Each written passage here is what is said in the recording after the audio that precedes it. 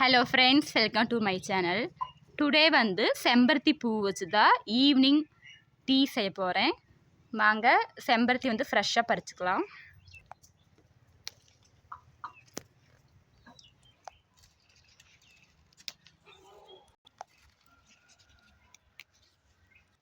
பாருங்கள், செம்பருத்தி பூ பறிச்சாச்சு. இயற்கையாகவே வீட்டில் இருக்கிற செம்பருத்தி பூ வச்சு தான் டீ.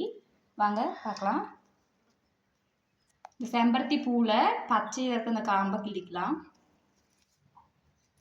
இந்த பூ க்ளீன் பண்ணிவிட்டு நீ வாஷ் பண்ணி எடுத்துக்கலாம்.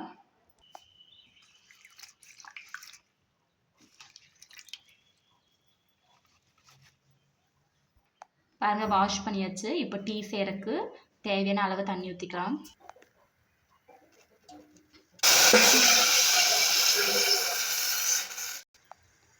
இப்போ தண்ணி சேர்த்துக்கலாம்.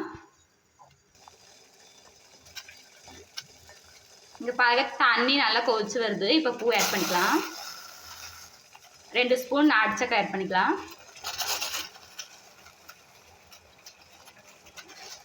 அது நல்லா கொதிச்சு வரணும். செம்பருத்தி பூ இருக்கிற எசன்ஸ்லாம் இறங்கணும். நல்லா கொதிச்சிருச்சு. இப்போ அடுப்பு ஆஃப் பண்ணிக்கலாம். இப்போ லெமன் ஆட் பண்ணிக்கலாம்.